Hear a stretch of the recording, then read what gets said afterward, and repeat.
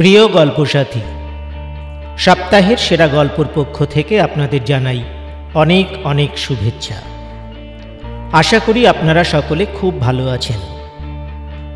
বাংলা সাহিত্যের ভাণ্ডার থেকে আরেকটি ভালো লাগার গল্প, ভালোবাসার গল্প নিয়ে আমরা চলে এসেছি আপনাদের কাছে।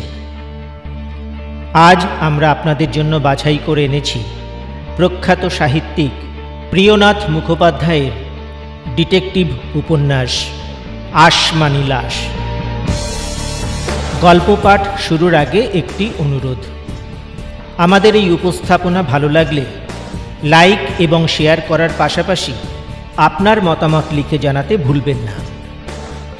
যারা এখনও সাবস্ক্রাইব করেননি বা যারা আমাদের চ্যানেলে নতুন এসেছেন তাদের কাছে অনুরোধ, আমাদের চ্যানেলটিকে সাবস্ক্রাইব করে আমাদের উৎসাহিত করবেন, আরও অনেকটা পথ চলতে আমাদের সাহায্য করবেন। আসুন শুরু করছি সুশীল মজুমদার ক্রিয়েশনসের নিবেদনে আজকের ভালো লাগার গল্প, ভালোবাসার গল্প প্রিয়নাথ মুখোপাধ্যায়ের ডিটেকটিভ উপন্যাস আসমানি লাশ। বর্ষাকাল।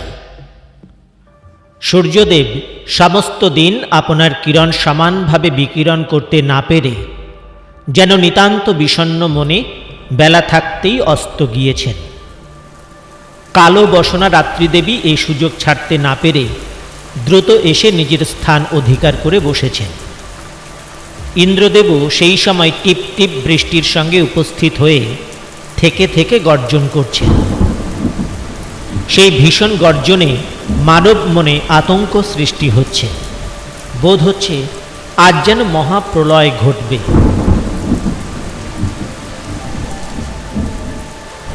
এমন ভয়ানক সময়ে আমি থানার ভিতরে আমার কক্ষে একা বসে প্রকৃতির ভাবগতিক দেখতে দেখতে কি যেন ভাবছি। হঠাৎ দেখলাম এক ব্যক্তি দৌড়তে দৌড়তে থানার ভিতর প্রবেশ করল। তার পরনের পোশাক সমস্তই বৃষ্টির জলে ভিজে গিয়েছে। সেই সময় আমি থানায় উপস্থিত আছি কি না সে থানার ভিতর প্রবেশ করে প্রথমে তারই অনুসন্ধান করল। অনুসন্ধানে সে যখন জানতে পারল আমি থানায় উপস্থিত আছি, তখন সে দ্রুত পদে এসে আমার কক্ষের ভিতর প্রবেশ করল। আমাকে দেখে আমার হাতে একখানি পত্র দিয়ে সে স্থিরভাবে সেইখানে দাঁড়িয়ে রইল। আমি পত্রখানা খুলে পড়লাম। জানলাম সেটি আমার পরিচিত কলকাতাবাসী একজন বড়লোকের পত্র। সেই পত্র যিনি লিখেছেন তার নাম আমি গোপন রাখব, কারণ যে বিষয় আমি আজ বলতে যাচ্ছি তার ভিতর লজ্জাজনক রহস্য অনেক আছে। সুতরাং তার নাম উল্লেখ করে জনসমাজে তাকে অবমানিত করতে আমার বিন্দুমাত্র ইচ্ছা নেই। বিশেষত তিনি আমার বিলক্ষণ পরিচিত। যাই হোক, ওই পত্র পাঠ করে বিশেষ কিছুই বুঝতে পারলাম না। পত্রবাহককে জিজ্ঞাসা করায় সে কোনো কথার উত্তর দিতে পারল না, বা ইচ্ছে করেই আমার কাছে তখন কোনো কথা প্রকাশ করল না। ওই পত্রে লেখা ছিল, আমি বিশেষ বিপদগ্রস্ত। পত্র পড়েই অনুগ্রহ করে পত্রবাহকের সঙ্গে এখানে আসবেন। এখানে আসলে সমস্ত বিষয় অবগত হবেন। এক কথায় আমি নিতান্ত বিপদাপন্ন জানবেন। পত্র পড়ে ভাবলাম পত্রলেখক নিশ্চয়ই বিপদগ্রস্ত, নয়তো তিনি বড়লোক হয়ে এভাবে আমাকে পত্র লিখবেন কেন? আমার সঙ্গে যদিও তার বিশেষ পরিচয় আছে সত্য, কিন্তু তিনি এমনভাবে কখনো আমাকে পত্র লেখেননি। এরকম নানা দিক ভেবে সঙ্গে সঙ্গে সেই স্থানে যাব বলে স্থির করলাম। তখনই একখানা ঠিকা গাড়ি আনিয়ে সেই পত্রবাহককে সঙ্গে নিয়ে সেই বাবুর বাড়ির উদ্দেশ্যে যাত্রা শুরু করলাম।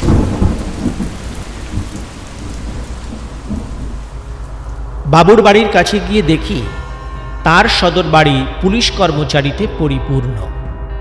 সেখানে পুলিশের প্রধান কর্মচারী থেকে কনস্টেবল পর্যন্ত পশ্চিম দেশবাসী, বঙ্গ নিবাসী এবং বিলাতবাসী প্রভৃতি অনেক রকম এবং অনেক শ্রেণীরই কর্মচারী আছেন। এই অবস্থা দেখে স্পষ্টই বুঝতে পারলাম এখানে কোনো বিশেষ দুর্ঘটনা ঘটেছে। নইলে একসময় এই জায়গায় এত কর্মচারী উপস্থিত হবে কেন? এই ভেবে আমি সেখানে আমার গাড়ি থেকে নেমে সদর বাড়ির ভিতর প্রবেশ করলাম। সেখানকার সকলেই আমাকে চিনতেন। আমাকে দেখবা মাত্র একজন প্রধান কর্মচারী বললেন, এত তাড়াতাড়ি তুমি এখানে কিভাবে এলে? এখনো বোধহয় 10 মিনিট হয়নি। তোমার সাহায্য পাবার জন্যই আমি পত্র পাঠিয়েছি। উত্তরে আমাকে মিথ্যা কথা বলতে হলো। বিনা কারণে যে কেন আমাকে মিথ্যা কথা বলতে হলো তার উত্তর দিতে আমি অপারগ। আপনাদের মধ্যে যদি কোনো পুলিশ কর্মচারী থাকেন তাহলে তিনি এই মিথ্যা কথার তাৎপর্য বুঝতে পারবেন। সাধারণের পক্ষে তা বুঝতে পারা অসম্ভব হলেও আমি প্রকাশ করতে পারলাম না। যাই হোক, উত্তরে বললাম, আমি অন্য কাজে আরেক জায়গায় গিয়েছিলাম। এই পথ দিয়ে ফিরবার সময় দেখলাম আপনারা সকলেই এখানে। এখানে আবার কি নতুন ঘটনা ঘটল তাই দেখবার জন্য এসেছি। এসেছো ভালোই হয়েছে, ফিরে যাবার আর দরকার নেই। এখন একবার চেষ্টা করে দেখো দেখি, যদি এর কোনো উপায় বের করতে পারো। যেরকম অবস্থা দেখছি তাতে সহজে যে এর কোনো কথা বের করা যাবে তেমন কোনো সম্ভাবনা দেখছি না। একে বড় লোকের বাড়ি, তাতে অনুসন্ধানের প্রথম থেকেই আমাদের পেছন পেছন 4-5 জন উকিল ঘুরছেন। তার উপর যাদের কাছ থেকে এই বিষয়ের কোনো কথা পাবার সম্ভাবনা, তাদেরকে স্পষ্টভাবে কোনো কথা জিজ্ঞাসা করার উপায় নেই, কারণ তারা সকলেই অন্তঃপুরবাসী স্ত্রীলোক। এরকম অবস্থায় কি করা যেতে পারে? আমাদের দ্বারা যা হবার তা হয়ে গেছে। এখন তুমি একটু চেষ্টা করে দেখো দেখি। তুমি অনেক মোকদ্দমার তদন্ত করেছো, অনেক সূত্রবিহীন মোকদ্দমায় খ্যাতিও পেয়েছো। এখন দেখো দেখি এরও যদি কোনো সন্ধান করে উঠতে পারো। এই বলে তিনি আমাকে একটা ডবল টিনের বাক্স দেখিয়ে বললেন, যাও, প্রথমে একবার ওই বাক্সটা খুলে দেখে নাও, তারপরের অবস্থা আমরা যতদূর জানতে পেরেছি তোমাকে বলে দেব। সেই সময় উপর থেকে একজন দারোয়ান এসে আমাকে বলল, বাবু আপনার অপেক্ষায় বৈঠকখানায় বসে আছেন। আপনাকে সেলাম দিয়েছেন এবং বলে দিয়েছেন তার সঙ্গে প্রথমে দেখা করার পরেই এই বিষয়ে তদন্ত শুরু করবেন। দারোয়ানের কথা শুনে বললাম, তুমি বাবুকে বলো আমি এই বাক্সটা একবার দেখে নিয়ে তার কাছে যাচ্ছি। আমার কথা শুনে দারোয়ান একটা লম্বা সেলাম করে সেখান থেকে চলে গেল। সেই বাক্সটা দেখার জন্য আমি সেটার কাছে গেলাম। দেখলাম সেটা একটা ডবল টিনের বাক্স, 4 ফুট লম্বা, 2.5 ফুট চওড়া ও 2.5 ফুট উঁচু। বাক্সটার চাবি ভাঙা। ডালা খুললাম, দেখলাম তার ভিতর হাত পা মোড়া একটা স্ত্রীলোকের মৃতদেহ। সেই মৃতদেহ এমনভাবে পচে গিয়েছে যে তাতে হাত দিলেই মাংস ও চামড়া উঠে আসবে। দেহ থেকে মাথা আলাদা, মুখ বিকৃত, চোখ গলে গিয়েছে। সেই মৃতদেহ থেকে এমন দুর্গন্ধ বের হচ্ছে যে কার সাধ্য সেখানে এক মুহূর্ত দাঁড়িয়ে থাকবে। সেই মৃতদেহ দেখে বলা সহজ না যে সে কার মৃতদেহ। একখানা কালো পেড়ে শাড়ি দিয়ে সেই দেহের কিছু অংশ ঢাকা। শরীরে কোনো অলংকার নেই, কেবলমাত্র বাম হাতে একগাছি লোহার চিকন চুড়ি আছে। মৃতদেহ সহ সেই টিনের বাক্সের সেই অবস্থা দেখে সেই প্রধান কর্মচারীর কাছে গেলাম। তিনি বললেন, কেমন মৃতদেহ দেখলে? দেখেছি মশাই, কিন্তু দেহের যে অবস্থা হয়েছে তাতে ওই দেহ শনাক্ত করা একেবারেই অসম্ভব। কার দেহ জানতে না পারলেই বা এর অনুসন্ধান কিভাবে হবে? যাই হোক, এর অবস্থা কি? এটা কোথায় পাওয়া গেল? মৃতদেহ সহ ওই বাক্স এই বাবুর বাড়ির অন্তঃপুরের মধ্যে পাওয়া গিয়েছে। বাড়ির লোক কি বলছেন? তাঁরা বলছেন তাঁরা কেউই বলতে পারছেন না যে এটা কিভাবে তাঁদের বাড়ির ভেতরে আসলো। বাড়ির কোনো স্ত্রীলোক অনুপস্থিত নেই তো? এরা বলছেন সকলেই উপস্থিত আছে, অনুপস্থিত কেউই নেই। কোনো নতুন স্ত্রীলোকের মধ্যে বাড়িতে এসেছিল কিনা সে বিষয়ে অনুসন্ধান করা হয়েছে কি? অন্য কোনো স্ত্রীলোকের এ বাড়িতে আসবার কথা কেউই বলেননি। সাহেবের কাছ থেকে এই কয়েকটি কথা শুনে আমি বাবুর সঙ্গে সাক্ষাৎ করার কারণে উপরের বৈঠকখানায় গেলাম। দেখলাম বাবু সেখানে নিতান্ত দুঃখিত ও চিন্তিত মনে বসে আছেন। দুজন উকিল ও পাড়ার আরও ৫-৭ জন ভদ্রলোক সেখানে উপস্থিত। সবাই ভাবনায় নিবিষ্ট, কারো মুখে কোনো প্রকার কথা নেই, সকলেই নিস্তব্ধ ও নির্বাক। আমাকে দেখবা মাত্র বাবু সসম্ভ্রমে উঠে দাঁড়িয়ে অভিবাদন করে তার কাছে বসালেন। আমি সেখানে বসলে বাবু বললেন, মশাই, আমি বড়ই বিপদগ্রস্ত। হ্যাঁ, তা তো দেখছি, কিন্তু আপনি চিন্তিত হবেন না। আমি এখানে উপস্থিত থাকতে আপনাকে বা আপনার পরিবারের কাউকে সহজে বিপদে পড়তে হবে না। দেখুন, যদি আপনি আমাকে এই বিপদ থেকে রক্ষা করতে পারেন তাহলে চিরকাল আপনার কাছে কৃতজ্ঞ থাকব। এখন বলুন দেখি, কি উপায়ে এই বিপদ থেকে উদ্ধার পেতে পারি? সমস্ত উপায় আমি বলে দেব এবং আপনাকে উদ্ধারের চেষ্টা করব। এখন এর কি অবস্থা বলুন দেখি। আমি এখনো বিশেষ কিছুই জানতে বা বুঝতে পারিনি। সব কথা আগাগোড়া না শুনে আমি কি পরামর্শ দেব? এর অবস্থা আমিও বিশেষ কিছুই জানি না। যেটুকু জানি তাই আপনাকে বলছি। প্রায় 2-3 দিন হলো বাড়ির ভিতর থেকে কেমন দুর্গন্ধ বের হচ্ছিল। কিসের দুর্গন্ধ তা প্রথমে ঠিক করতে পারা যায়নি। এই 3 দিন ধরে বাড়ির ভিতর ও বাইরে কাছাকাছি সব জায়গায় খুঁজে দেখা হয়, কিন্তু কোথা থেকে এই দুর্গন্ধ বেরোচ্ছে তার সামান্য মাত্র সন্ধানও পাওয়া যায়নি। আজ সেই দুর্গন্ধ এত প্রবল হয়েছিল যে বাড়ির ভেতর কেউই থাকতে পারছিল না। সেই সময় আবার খোঁজা শুরু হলো। খুঁজতে বোধ হলো যেন উপরের কোনো একটি ঘরের ভিতর দুর্গন্ধটা বেশি। তাতেই আমাদের সকলের মনে সন্দেহ হয় যে ওই ঘরের ভিতর কিছু না কিছু জিনিস পৌঁছে দুর্গন্ধ বেরোচ্ছে। ওই ঘরের ভিতর ভালোভাবে খোঁজার পর বোঝা গেল একটি টিনের বাক্স থেকেই বেশি করে পচা গন্ধ আসছে। তখন ওই বাক্সটা বন্ধ ছিল, তার চাবি খোঁজা হলো, কিন্তু সেই বাক্সটা নিজের বলে কেউ স্বীকার করলো না। কাজেই তার চাবি না পাওয়া যাওয়ায় সেই বাক্স বাইরের বাড়িতে আনা হলো। একজন কর্মচারীকে ডেকে যখন ওই বাক্স ভাঙা হলো তখন দেখা গেল যে ওর ভেতর ওই মৃতদেহ ওই রকম অবস্থাতে রয়েছে। তখন কি করা কর্তব্য কিছু স্থির করতে না পেরে পুলিশে সংবাদ দিলাম। সংবাদ পাওয়া মাত্র পুলিশ এসে অনুসন্ধান শুরু করেছেন। তারা বলছেন আমরাই এই খুন করেছি। আমি কিন্তু এই বাক্স ও মৃতদেহ সম্বন্ধে আর বেশি কিছুই জানি না। বাড়ির প্রত্যেক স্ত্রীলোককে জিজ্ঞাসা করেছি, কিন্তু কেউ কিছু বলতে পারেনি। এটাও বড় আশ্চর্য যে ওই বাক্স আমার বাড়ির ভেতর কে এবং কিভাবে আনলো তার কিছুই আমরা বলতে পারছি না। এখন বলুন দেখি, কিভাবে বিপদ থেকে উদ্ধার পেতে পারি? আমি আপনাকে প্রথমে 2-4টে কথা জিজ্ঞাসা করতে চাই, যদি আপনি রাগ না করেন।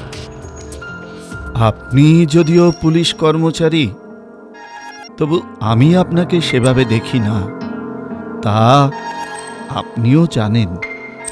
এ অবস্থায় আপনার কথায় আমার রাগ করা নিতান্ত অসম্ভব। আমার সঙ্গে আপনার যদিও বিশেষ পরিচয় আছে ঠিকই, কিন্তু আমি আপনার পারিবারিক কোনো কথা কখনো জিজ্ঞাসা করিনি। সেই সম্বন্ধে আমি আপনাকে প্রথমে 2-4টে কথা জিজ্ঞাসা করতে চাই। আপনি আমাকে সব কথা অনায়াসেই জিজ্ঞাসা করতে পারেন। চলুন, কোনো নির্জন ঘরে আপনি ও আমি যাই। নির্জন ঘরে যাওয়ার দরকার নেই। আমি যে বিষয় জানতে চাই তা আপনি সবার সামনেই বলতে পারেন। তাহলে এখানেই জিজ্ঞাসা করতে পারেন। আপনার পরিবারের মধ্যে এখন বাড়িতে কে কে উপস্থিত আছেন? আমার পরিবার অতি সামান্য। আমি, আমার স্ত্রী, আমার বোন, আমার 2 মেয়ে এবং 1 পুত্র ছাড়া পরিবারের মধ্যে আর কেউ নেই। আপনার বোন, তার স্বামীর ঘরে থাকেন না? না, তিনি বয়স্কা এবং বিধবা। তার বয়স বোধহয় 60 বছরের কম হবে না। শুনেছি যখন আমি নিতান্ত শিশু সেই সময় তিনি বিধবা হয়েছেন, আর সেই সময় থেকেই তিনি আমাদের ঘরেই বাস করছেন। আপনার দুই মেয়ের কথা যা বললেন, তারা দুজনেই কি বিবাহিতা? না, বড়টির বিয়ে হয়েছিল, কিন্তু বিয়ের কয়েক বছর পরেই সেও বিধবা হয়। বিধবা হওয়ার পর সে এখানেই আছে, শ্বশুরবাড়ি যায়নি। ছোট মেয়ের এখনো বিয়ে হয়নি, তার বয়স 10 বছর হবে। আপনার বড় মেয়ে কত বছর বয়সে বিধবা হয়েছে, আর এখনই বা তার বয়স কত? 9 বছর বয়সে ওর বিয়ে হয়েছিল, 13 বছর বয়সে বিধবা হয়েছে। এখন ওর বয়স বোধহয় 25-26 হবে। ছেলে কত বড়? ছোট মেয়ের ছোট, বোধহয় 6-7 বছর হবে। যে কয়েকজন স্ত্রীলোকের কথা বললেন, তারা সকলেই এখন আপনার বাড়িতে উপস্থিত আছেন কি? হ্যাঁ, তারা সকলেই এখন এই বাড়ির ভিতরেই আছেন। আপনি যে কয়জনের কথা বললেন, তাছাড়া আর কে কে আপনার বাড়িতে আছেন? এক ব্রাহ্মণ ও এক ব্রাহ্মণী, এরা উভয় রন্ধন করেন। 4 জন চাকরানী বাড়ির প্রয়োজনীয় কাজে এবং এই বালক বালিকার পরিচর্যার জন্য আছে।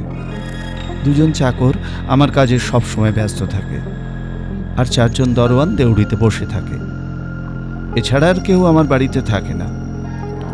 এই চাকর চাকরানী এবং দারোয়ানদের মধ্যে অন্দরমহলে কার কার যাওয়ার অধিকার আছে? দরওয়ান ছাড়া আর কারো অন্দরমহলে যাওয়ার কোনো বাধা নেই। চাকর চাকরানীদের মধ্যে সকলেই কি রাত্রে বাড়ির ভিতর থাকে, না তাদের নিজে নিজের বাড়ি চলে যায়? না না, কেউই বাইরে থাকে না, সবাই আমার বাড়িতেই থাকে। এর মধ্যে অন্য কোনো স্ত্রীলোক, সে আপনাদের আত্মীয় হন বা চাকর চাকরানীদের পরিচিতাই হন, এখানে এসেছিলেন কি? আমি যতদূর জানি আমার বাড়িতে 1 মাসের মধ্যে কেউই আসেনি। বাবুকে এই কটি কথা জিজ্ঞাসা করে যে ঘরে সেই বাক্স পাওয়া গিয়েছিল সেই ঘরটি একবার দেখবার ইচ্ছা প্রকাশ করলাম। আমার প্রস্তাবে বাবু রাজি হলেন। অন্দরের ভিতর যেখানে সেই বাক্স পাওয়া গিয়েছিল সেখানে বাবু ও আমি গেলাম। বাড়ির উত্তর অংশে দোতলার উপর কেবল 3টি মাত্র ঘর আছে। পূর্ব দিকের ঘরটিতে বাবুর বোন থাকেন, তার সংলগ্ন পশ্চিম দিকের ঘরে কেউই শোন না। ঘরের ভিতর কতকগুলি আলমারি, বাক্স ও সিন্ধুক আছে। কতকগুলো কাপড় ও তৈজসপত্র দ্বারা সেগুলি পরিপূর্ণ। সেই ঘরেই মৃতদেহ সহ ওই বাক্স পাওয়া যায়। সেই ঘরের পশ্চিমে যে কুঠারি, তাতে থাকেন বাবুর সেই বিধবা কন্যা। এই কুঠারির পশ্চিমে ঘরটির সংলগ্ন একটি ছাদ আছে, সেটা প্রায় 5 ফুট উঁচু প্রাচীর দ্বারা বেষ্টিত। সেই ছাদের উপর কেউ দাঁড়ালে বাইরে থেকে কেউই দেখতে পাবে না। এই বাড়িটির পশ্চিমেই খিড়কির বাগান ও সামনে উঠান। উঠানের দক্ষিণে সেই রকমের 3টি ঘর। বাবু ও তার স্ত্রী সেই ঘরগুলিতে থাকেন। এটাই অন্দরমহল। বাড়ির এই অবস্থা দেখে আমরা পুনরায় বাইরে আসলাম। বাবুকে বললাম, আপনার ভাববার কোনো কারণ নেই, যাতে আপনি কোনো রকম বিপদে না পড়েন আমি তার বিশেষ চেষ্টা করব। দেখি আমি এই বিষয়ে রহস্যোদ্ঘাটন করতে কোনোভাবে সমর্থ হই কিনা। আমার কথা শুনে বাবু একটু আশ্বস্ত হলেন এবং আমাকে নানা অনুনয় বিনয় করতে লাগলেন। যতদূর পারি আমি তার সাহায্য করব প্রতিজ্ঞা করে সেখান থেকে নিচে এসে যেখানে অন্যান্য কর্মচারীগণ ছিলেন আমিও সেখানে গিয়ে বসলাম। এই বিষয়ের অনুসন্ধান করবার জন্য কোন কর্মচারী কোন উপায় অবলম্বন করেন তাই দেখবার কারণে কিছুক্ষণ সেখানে বসে রইলাম। দেখলাম সকলেই আমার মতো অন্ধকার পথে বিচরণ করছেন। কেউই ভেবে কোনো কথা স্থির করতে পারছেন না বা কোনো পথ অবলম্বন করতেও সমর্থ হচ্ছেন না। সেখানে বসে কিছুক্ষণ ওইসব দেখলাম। শেষে সেই বাড়ির বাইরে গিয়ে এদিক ওদিক একবার দেখে নিলাম ও পিছনের বাগানের দিকে গেলাম। বাগানের ভিতর প্রথমে ভালোভাবে অনুসন্ধান করলাম। সেই পুরনো লতাগুল্মের ভিতর ভালো করে দেখলাম, কিন্তু কোথাও এমন কিছুই দেখতে পেলাম না যার দ্বারা মনের ভিতর কোনো প্রকার সন্দেহ হতে পারে। সেই বাগানের উত্তরে কয়েকখানি বাড়ি ছিল। সেখানে গিয়ে দেখলাম ওই স্থান আমার খুব চেনা। 4-5 দিন আগে একটি শ্বেত চুরি মোকদ্দমা অনুসন্ধান উপলক্ষে সেখানেই গিয়েছিলাম। পুরনো জায়গা দেখার আর প্রয়োজন নেই ভেবে আমি সেখান থেকে চলে এলাম। কে এই হত্যা করেছে সেই অনুসন্ধান শুরুর আগেই আমাদের দেখা উচিত এই মৃতদেহ কার, এ কার মৃতদেহ এবং কোথা থেকে আনা হয়েছে তা যদি না জানতে পারা যায় তাহলে এই অবস্থায় এমন হত্যাকাণ্ডের সন্ধান পাওয়া একেবারেই অসম্ভব। বাড়ির চাকর চাকরানি, ব্রাহ্মণ ব্রাহ্মণী সকলকেই জিজ্ঞাসা করা হলো। দারোয়ানদেরও জিজ্ঞাসা করতে বাকি থাকলো না, কিন্তু কেউই কোনো কথা বলতে পারল না বা বলল না। সে মৃতদেহ যে কার তার কোনো সন্ধান পাওয়া গেল না। সেই বাড়ির চারপাশে বসবাসকারী সকল ব্যক্তিকেই সে মৃতদেহ দেখানো হলো, সকলকে জিজ্ঞাসাও করা হলো, কিন্তু সে মৃতদেহ যে কার তা কেউই বলতে পারল না। এই হত্যাকাণ্ডের নায়ক কে? কোন ব্যক্তি এই দুঃসাহসিক কাজ করেছে? আমরা সেই অনুসন্ধান পরিত্যাগ করে সেই মৃতদেহ কার তারই অনুসন্ধান শুরু করলাম। সে মৃতদেহ কার যে বলে দিতে পারবে সে গভর্নমেন্টের পক্ষ থেকে 50 টাকা পারিতোষিক পাবে, এই ঘোষণা চারদিকে ঘোষিত হলো। ভিন্ন ভিন্ন কর্মচারীকে ভিন্ন ভিন্ন দিকে পাঠানো হলো। সকলেই অনুসন্ধান করতে লাগলো যে কোনো স্ত্রীলোক কোনো স্থান থেকে হঠাৎ নিরুদ্দেশ হয়েছে কিনা, কিন্তু অনুসন্ধানে কোনো ফলই হলো না। কেউই কোনো সন্ধান পেল না যা থেকে এই মোকদ্দমার কোনো রকম সাহায্য হতে পারে। মৃতদেহ যেভাবে পচে গিয়েছে তা যে কেউ চিনতে পারবে সে আশা করা অন্যায়। কাজেই সেই মৃতদেহ সৎকার যে কিভাবে হবে তা চিন্তার বিষয়। মৃতদেহের মধ্যে থাকলো তার পরিহিত একটা বস্ত্র এবং সেই টিনের বাক্স। এর আগে আমি অনেক মোকদ্দমায় অনুসন্ধান করেছি। ঈশ্বরের আশীর্বাদে অনেক মোকদ্দমার গুপ্ত বিষয় বের করতে সমর্থ হয়েছি, কিন্তু এবার যেরকম বিপদ দেখছি তেমন বিপদে আর কখনো পড়িনি। সেসব অনুসন্ধানের আগে একটা না একটা এমন সূত্রও পাওয়া গিয়েছিল যা থেকে শেষ পর্যন্ত সেই মোকদ্দমার আদ্যন্ত ঘটনা প্রকাশ হয়েছে। এবার কিন্তু তেমন কোনো সূত্রই পাওয়া যাচ্ছে না যা অবলম্বন করে অনুসন্ধান শুরু করা যায়। তবুও অনুসন্ধানের ত্রুটি হলো না। যিনি যেমন বিবেচনা করলেন তিনি তেমনভাবেই অনুসন্ধান করতে আরম্ভ করলেন, কিন্তু সেই রাতে কেউই কোনো রকম সন্ধান পেলেন না। পরদিন সকালে সেখানে বসে মনে মনে চিন্তা করছি এখন কোন উপায় অবলম্বন করি। এমন সময় হঠাৎ আমার মনে উদয় হলো যে সেই মৃতদেহে যে বস্ত্র পাওয়া গিয়েছে তা রাতে পাইনি। ওই বস্ত্র যদি পুরানো হয় তাহলে তা ধোপার বাড়ি গিয়েছিল। অতএব এতে যদি কোনো মার্কা থাকে তাহলে অনুসন্ধানের একটা পথ পাওয়া যেতে পারে।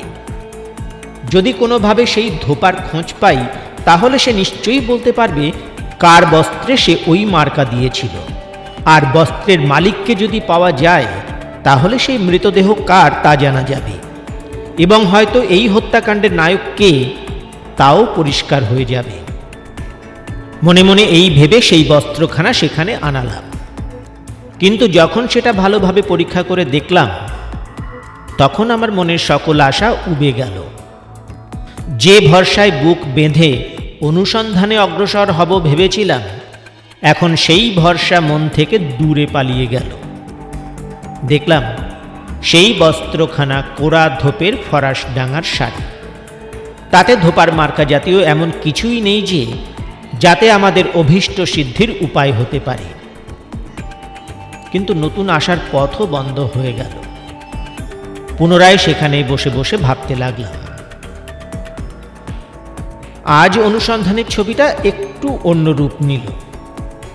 মনে হলো সকলেই আজ বাবুর বিরুদ্ধে দাঁড়িয়েছে। সকলেই সন্দেহ করছেন এ হত্যা বাবুই করেছেন, বা এর প্রকৃত অবস্থা তিনি ভালোভাবে জেনেও ইচ্ছে করেই গোপন করছেন। আমি বাবুকে আগে থেকেই ভালোভাবে জানতাম। তিনি যে কি প্রকৃতির লোক তা আমার অজানা ছিল না। সুতরাং আমি সবাইকে বললাম এ কাজ বাবুর দ্বারা কোনোভাবেই হতে পারে না। কিন্তু আমার কথা কেউই কর্ণপাত করলেন না। আমার বিশ্বাস ভুল বলে সকলে উড়িয়ে দিলেন। বাবুকে নিয়েই এরপর অনুসন্ধান শুরু হলো। নানা দিক থেকে নানা প্রকারের কথা তাকে জিজ্ঞাসা করা শুরু হলো। আমার কিন্তু এসব ভালো লাগলো না।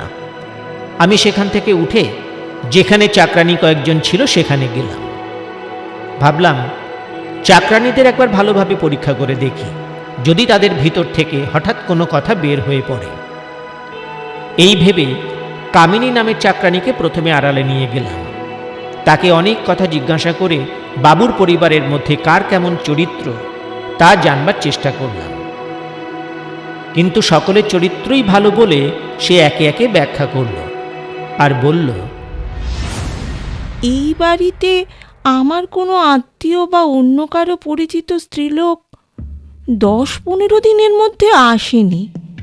কেবল 1 মাস আগে বামাঝির এক নাতিনি দেশ থেকে এসে আমার কাছে 2 দিন মাত্র ছিল। তারপর কোথায় তার চাকরি হওয়ায় সেখানে চলে গেছে। কামিনীর কথা শেষ হলে তাকে একটু দূরে রেখে বামাকে ডাকলাম।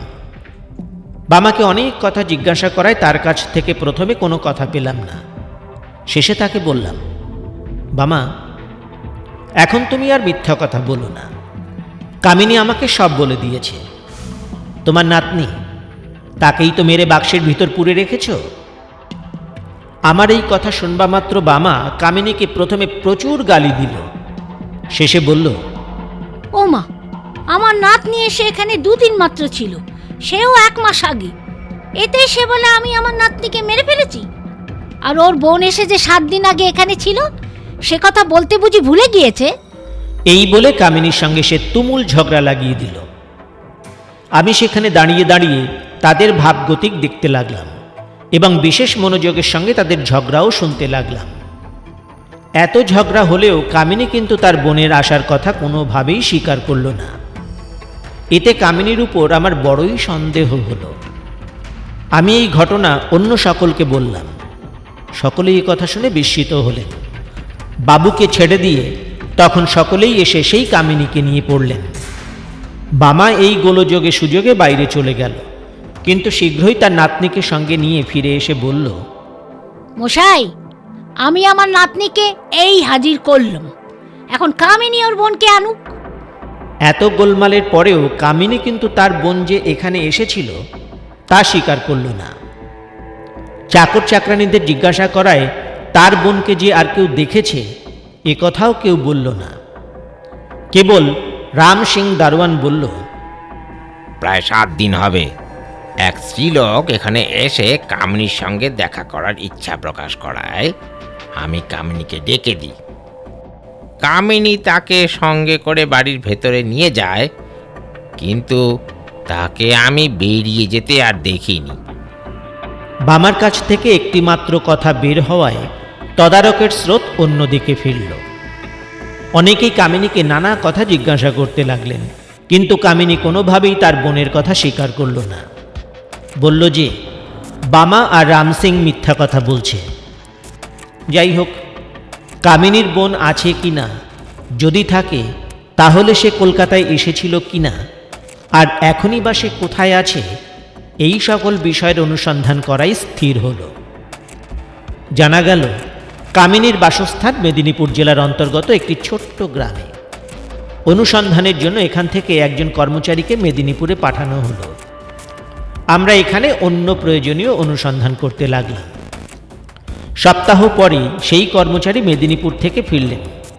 তাকে জিজ্ঞাসা করায় তিনি বললেন, কলকাতা থেকে মেদিনীপুর গিয়ে অনেক অনুসন্ধানের পর আমি কামিনীর বাসস্থানের ঠিকানা জোগাড় করতে পারি। সেখানে গিয়ে দেখি কামিনীর বাড়ির কেবলমাত্র দুখানি চালাঘর, দুটো ঘরই বাইরে থেকে তালাবন্ধ। অনুসন্ধানে জানতে পারলাম প্রায় 6 মাস আগে কামিনী একবার দেশে গিয়েছিল। প্রায় মাসখানেক সেখানে থেকে কলকাতায় ফিরেছিল। তার সুন্দরী নামে একটি বোনও ছিল সত্য, কিন্তু গত 10 বছরের ভিতর কেউ তাকে সেই গ্রামে দেখতে পায়নি। সেই গ্রামের থেকে প্রায় 20 কোষ দূরে রামহরি নামক এক ব্যক্তির সঙ্গে তার বিয়ে হয়। বিয়ের পর সে আর তার বোনের বাড়ি যায়নি। এটা জেনে 20 কোষ পথ চলে শেষে রামহরির বাড়ি পেলাম। দেখলাম সে বাড়িতে নেই, কিন্তু খোঁজ করে জানলাম রামহরির স্ত্রী সুন্দরী সেই গ্রামের আরও কয়েকটি স্ত্রীলোকের সঙ্গে গঙ্গা স্নান উপলক্ষে কলকাতায় এসেছিল। অন্য স্ত্রীলোকেরা ফিরে গেছে, কিন্তু রামহরির স্ত্রী তাদের সঙ্গে ফেরেনি। সেই স্ত্রীলোকেদের মধ্যে অনেকেই সেখানে উপস্থিত দেখলাম। তাদেরকে জিজ্ঞাসা করে জানতে পারলাম যে তারা সকলেই স্টিমারে করে কলকাতায় এসে উপস্থিত হয়। পরে সবাই পায়ে হেঁটে কালীঘাট যাবার সময় রাস্তায় গাড়ির ভিড়ে সুন্দরীর সঙ্গ ছেড়ে যায়। কলকাতায় তারা সুন্দরীকে অনেক খোঁজ করে, কিন্তু কোথাও তার কোনো সন্ধান না পেয়ে শেষে সকলেই নিজের নিজের বাড়িতে ফেরে। রামহরি এই খবর পেয়ে এ পর্যন্ত নানা স্থানে তার সন্ধান করেছে। আমার ফিরিবার কিছু আগেই রামহরি এসে সেখানে উপস্থিত হয়। আমি তাকে সঙ্গে করে এখানে এনেছি। এই সেই রামহরি। এই বলে কর্মচারীটি রামহরিকে সবার সামনে উপস্থিত করল। রামহরি কামিনীকে চিনত। তাকে দেখে সে বলল, ইনি আমার স্ত্রীর দিদি। বছরের মধ্যে 2-1 বার ইনি আমাদের বাড়িতে যান, মধ্যে মধ্যে পত্রও লেখেন। কামিনী শুনল তার বোন গঙ্গা স্নান উপলক্ষে কলকাতায় এসেছিল, আর দেশে ফেরেনি। অনেক সন্ধান করেও তার কোনো সন্ধান পাওয়া যায়নি। এ কথা শুনেও কামিনী দুঃখিত হল না, ও বোনের শোকে তার চোখ দিয়ে এক বিন্দু জলও বের হল না। কামিনীর এই রকম ভাব ভালো লাগলো না। নানা রকম ক্ষুদ্র ক্ষুদ্র কারণে কামিনীর উপর বিশেষ সন্দেহ হল। কেউ স্পষ্টই বললেন, ওই মৃতদেহ কামিনীর বোন সুন্দরীর দেহ ছাড়া আর কারো নয়। সেই অনুসন্ধানে নিযুক্ত কর্মচারীদের মনে সন্দেহ উপস্থিত হলো ঠিকই, কিন্তু এখন কি করা যেতে পারে? মৃতদেহ আর নেই, তার সৎকার কাজ শেষ হয়ে গিয়েছে। রামহরি হয়তো সেই দেহ দেখতে পেলে বলতে পারত যে সেটা তার স্ত্রীর মৃতদেহ কিনা। সে উপায় তো এখন আর নেই। এখন কি করা যাবে? যাই হোক, যে বস্ত্র ও লোহা তুলে রাখা হয়েছিল সেই বস্ত্র ও লোহা রামহরিকে দেখানো হলো। তা দেখে সে বলতে পারল না যে সেটা তার স্ত্রীর কিনা। কামিনী কেন মিথ্যে কথা বলছে? এবার সেই সন্দেহ মেটাতে সকলেই চেষ্টা শুরু করলেন। এবার আর কামিনীকে বড়লোকের চাকরানি বলে কেউ বিবেচনা করল না। যার মনে যা আসতে লাগলো তিনি সেভাবেই তাকে উৎপীড়ন করতে লাগলেন। কামিনীকে সেখান থেকে থানায় নিয়ে যাবার জন্য একজন কনস্টেবলের জিম্মা করে দেওয়া হলো। কনস্টেবল তাকে নিয়ে থানার দিকে চলে গেল। এখন কামিনী বুঝতে পারল যে এবার আর তার রক্ষে নেই। তার বোন সুন্দরীকে হত্যা করার অপরাধে সে অভিযুক্তা। সে সকলে নানা প্রকার বাক্যবাণে জর্জরিতা হয়ে কনস্টেবলের মধুর বাক্যে বিশেষ অপমানিত হয়ে অধোমুখে কাঁদতে কাঁদতে কনস্টেবলের সঙ্গে সেই স্থান পরিত্যাগ করল। সকলেই ভাবলেন কনস্টেবল তাকে থানায় নিয়ে যাবে, কিন্তু সেই কনস্টেবল পরে ফিরে এসে যা বলল তা শুনে সকলেই অবাক হলেন। বিস্মিত চোখে সবাই সেই পশ্চিম দেশবাসী বীর পুরুষের দিকে দেখতে লাগলেন। কনস্টেবল জানালো, কামিনীকে থানায় নিয়ে যাবার সময় সে পথ থেকে পালিয়েছে। অনেক খোঁজ করেও তার সন্ধান পাওয়া যায়নি। কামিনী পালালো কেন? তবে কি সে প্রকৃতই এই ভয়ানক হত্যাকাণ্ডের সঙ্গে যুক্ত আছে? যে মৃতদেহ পাওয়া গিয়েছে, তবে কি তা তার বোন সুন্দরীর মৃতদেহ? আরও দেখা যাচ্ছে সেই মৃতদেহ যার, তার স্বামী এখনো বর্তমান। যদি সে বিধবা বা অবিবাহিত হইত, তাহলে তার বাম হাতে সেই লোহার চুড়ি কখনোই থাকতো না। এদিকে আবার রামহরি বলছে তার স্ত্রীও কলকাতা থেকে নিরুদ্দেশ। এই অবস্থায় কামিনীর উপর সকলেরই বিশেষ সন্দেহ হল। অন্য কাজ ছেড়ে কামিনীর সন্ধান করাই সকলে স্থির করলেন। অনেক স্থানে কামিনীর অনুসন্ধান হল, কিন্তু সেই দিন কোনোখানেই তাকে পাওয়া গেল না। এক রাত পেরিয়ে গেল, তবুও কেউই কামিনীর সন্ধান পেল না। তার অনুসন্ধানের জন্য যে কর্মচারীদের পাঠানো হয়েছিল, একে একে তারা সকলেই ফিরলেন, কিন্তু কামিনীর সংবাদ কেউই আনতে পারল না। পরদিন সকালে আমরা সবাই বাবুর বাড়ির দ্বারের সামনে বসে আছি। এমন সময় দেখলাম দুটি স্ত্রীলোক সেই দিকে আসছে। তাদের একজনকে দেখে কেউ বললেন, ওই কামিনী আসছে। কেউ বললেন, না, ওই স্ত্রীলোক কামিনী নয়, তবে চালচলন কামিনীর মতো। কেউ বা বললেন, এ কামিনী বটে। সকলের মধ্যে এই সব কথাবার্তা চলতে লাগলো। দেখতে দেখতে তারাও কাছাকাছি চলে এলো। কাছে এলে দেখলাম সেই রমণী আর কেউই নয়, যার অনুসন্ধানের জন্য আমরা সকলেই ব্যগ্র, এ সেই কামিনী। তার সঙ্গে অপর যে অবগুণ্ঠনবতী রমণী ছিল, তাকে দেখবা মাত্রই রামহরি বলল, এই আমার স্ত্রী, এর নামই সুন্দরী। কামিনীকে দেখে এবং রামহরির কথা শুনে আমরা সকলেই অবাক হলাম। ক্ষণকালের জন্য আমাদের কারো মুখ থেকে কোনো কথা বের হলো না। প্রত্যেকেই প্রত্যেকের মুখের দিকে তাকাতে লাগলাম। কিছুক্ষণ পর আমি কামিনীকে জিজ্ঞাসা করলাম, তুমি যে প্রথম থেকে এত মিথ্যা কথা বললে, তোমার বোনের এখানে আসার কথা স্পষ্ট প্রমাণিত হলেও তুমি কোনোভাবে তা স্বীকার করলে না। কিন্তু যখন সকলেই তোমাকে সন্দেহ করল, সকলেই ভাবল যে তুমি তোমার বোনকে হত্যা করেছ, তখন তুমি কনস্টেবলের কাছ থেকে পালিয়ে গেলে, এবং এখন দেখছি তুমি তোমার সেই বোনকে কোথা থেকে এনে এখানে উপস্থিত করলে। এসবের উদ্দেশ্য কি? আমার কথা শুনে কামিনী বলল, আমার উদ্দেশ্য যাই থাকুক না কেন, আপনারা সবাই ভেবেছিলেন যে আমি আমার বোন সুন্দরীকে হত্যা করেছি, কিন্তু এখন আমি তাকে এনে আপনাদের সামনে হাজির করলাম। এখন তো আপনাদের সন্দেহ মিটে গেল। আমার বোনের সম্বন্ধে আমার মনে মনে যে মতলবই থাকুক, যে উদ্দেশ্যই থাকুক, তা আপনাদের জেনে দরকার কি? আর জানতে চাইলেই বা আমি আপনাদের বলবো কেন? হ্যাঁ, কামিনীর উত্তর শুনে আমরা প্রথমে অবাক হলাম। তার কথার প্রতি উত্তর করতে আমরা সমর্থ হলাম না, বরং বিশেষ লজ্জিত হয়েই তাকে বললাম, যাও, তুমি এখন বাড়ির ভিতর যাও। কামিনী তার বোনের সঙ্গে বাবুর বাড়ির ভিতর প্রবেশ করল। রামহরি সেই দিন সেখানে থেকে পরদিন তার স্ত্রীর সঙ্গে নিজের দেশে চলে গেল। আমরা যে যার কাজে নিযুক্ত হলাম, যাতে তার আর কোনো উপায় বের করতে পারি সে বিষয়ে সকলে নিযুক্ত হলাম। এই খুনি মোকদ্দমা সন্ধান করতে লাগলাম ঠিকই, কিন্তু কামিনী যে কি কারণে মিথ্যা কথা বলে আমাদের প্রতারিত করতে চেষ্টা করেছিল, তার গূঢ় রহস্য জানবার জন্য আমার খুব কৌতূহল হলো। কামিনীর আন্তরিক ইচ্ছা ছিল সে তার বোনের অমূল্য গৌরবের ধন নষ্ট করে তার সর্বনাশ করে। এই গোলযোগে না পড়ে যদি তাকে এখন বের করতে না হতো, তাহলে যে সে তার দুরভিসন্ধি নিশ্চয়ই পূর্ণ করতে সমর্থ হতো, তা স্পষ্টই বোধ হচ্ছে। বাবুর বাড়ির বাগানের উত্তর অংশে যে বাড়িগুলির কথা আগেই বলা হয়েছে, তার মধ্যে একটি বাড়ি রামগোপাল বিশ্বাসের। রামগোপাল কলকাতায় থাকেন না, ময়মনসিংহ অঞ্চলে কন্ট্রাক্টের কাজ করেন। রামগোপালের বৃদ্ধা জননী এবং একমাত্র যুবতী স্ত্রী, এই দুজনে এই বাড়িতেই থাকেন। রামগোপাল বছরের মধ্যে 2-3 বার বাড়িতে এসে 10-5 দিন থাকেন।